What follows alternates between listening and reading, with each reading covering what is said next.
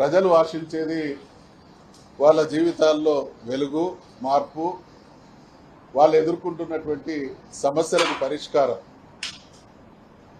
రాష్ట్ర ప్రజలందరూ కూడా అంటే శాసనసభ సమావేశాల సందర్భంగా అత్యంత కీలకమైనటువంటి ఘట్టం బడ్జెట్ సమావేశం. గవర్నర్ గారి ప్రసంగం అంటే రాష్ట్రంలో ఉండే 4 కోట్ల పైచిలకు ప్రజలు కూడా ఈరోజు గవర్నర్ గారి ద్వారా మా జీవితాల మార్పుకు సంబంధించినటువంటి అనేక గొప్ప దశ దిశ ప్రకటించబడుతుందనేటువంటి ఆశాభావంతో ఉన్నటువంటి ప్రజలకు నిరాశ. ఎక్కడ కూడా గడిచిన 1 సంవత్సర కాలంగా కాంగ్రెస్ ప్రభుత్వ హయాంలో అనేక రకాలైనటువంటి ఇబ్బందుల మధ్య ప్రజలు వాళ్ళ జీవితాలను గడుపుతూ ఉన్నారు. ఈ కొనసాగుతున్నటువంటి సమస్యలకు ఎక్కడ కూడా గవర్నర్ గారి ప్రసంగంలో పరిష్కారం కనబడలేదు. ప్రభుత్వం రాసిచ్చినటువంటి దాన్ని యాజిటీస్గా చదవడం ఆనవాయితీ కావచ్చు, కానీ ఇది కాంగ్రెస్ పార్టీ కరపత్రం లాగా ఉన్నది. ఈరోజు తెలంగాణలో ఎక్కడ చూసినా కూడా మాకు సాగునీరు అందడం లేదు, మా పంటలు ఎండిపోతున్నాయి, మాకు పరిష్కారం చూపించండి. గతంలో తెలంగాణ రాష్ట్ర సమితి అధికారంలో ఉన్నప్పుడు ఎండాకాలంలో కూడా మత్తలు దూకినటువంటి పరిస్థితిని చూసినాం. ఈరోజు మళ్ళీ 10 సంవత్సరాల తర్వాత కళ్ళ ముందు పంటలు ఎండిపోతున్నటువంటి దయనీయ స్థితి కొనసాగుతూ ఉంటే గవర్నర్ గారి ప్రసంగంలో ఎక్కడ ఈ రైతులను ఆదుకుంటాం, పంటల దయనీయ పరిస్థితి ఈ విధంగా ఉంది అనేటువంటి మాట ఒక్క చోట కూడా లేదు.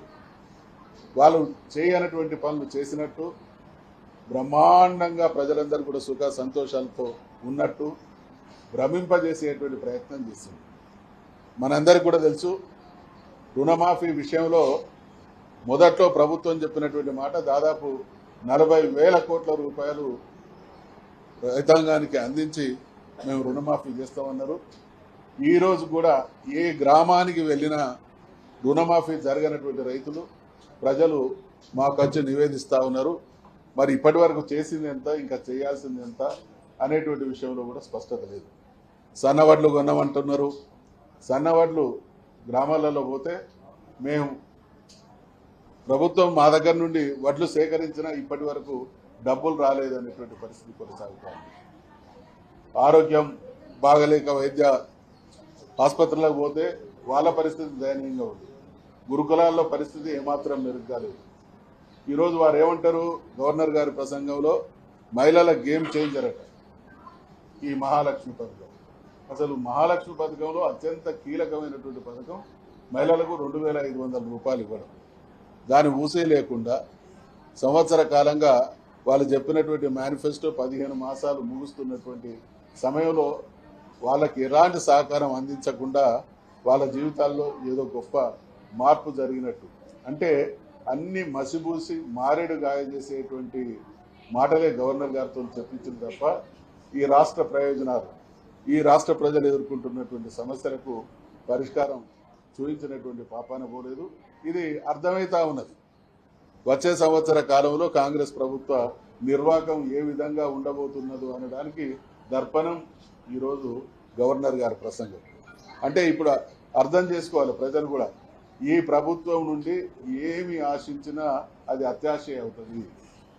వీళ్లకు ప్రజల సమస్యలు పరిష్కరించాలనేటువంటి చిత్తశుద్ధి కానీ పాలన పైన పట్టు కానీ ఉన్నట్టు కనపడడం లేదు. దానికి నిదర్శనమే ఈరోజు గవర్నర్ గారి ప్రసంగం. కాబట్టి ఖచ్చితంగా భారతీయ రాష్ట్ర సమితి సభ్యులంగా గతంలో 10 సంవత్సరాలు పరిపాలనలో ఉన్నటువంటి పార్టీ వారిగా, తెలంగాణ సాధించిన పార్టీగా, తెలంగాణ ప్రజల ప్రయోజనాలకే అంకితమై పనిచేసేటువంటి పార్టీగా మా నాయకుడైనటువంటి కేసీఆర్ గారి దశ నిర్దేశంలో ప్రజలకు న్యాయం జరగడానికి ఈ వేదికను సద్వినియోగం చేస్తాం.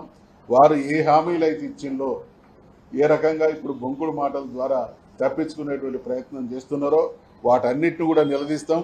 వీలైనంత వరకు ఈ ప్రభుత్వం చేతనే ప్రజలకు మంచి జరిగే విధంగా మేము శాసనసభ మండలి వేదికను సద్వినియోగం చేసుకొని కొంత ఫలితం రాబట్టడానికి ప్రయత్నం చేస్తాం.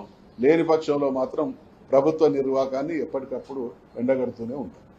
లేటెస్ట్ న్యూస్ తెలుగు మరియు ఇంగ్లీష్ అప్డేట్స్ కోసం ఇప్పుడే క్యూన్యూస్ అఫీషియల్ యాప్ ని ప్లే స్టోర్ నుండి డౌన్లోడ్ చేసుకోండి. సరికొత్త సమాచారాల కోసం క్యూన్యూస్ వెబ్సైట్ ని ఫాలో అవ్వండి. ఛానల్లో ప్రాంతీయ, జాతీయ, అంతర్జాతీయ వార్తలు వీక్షించండి.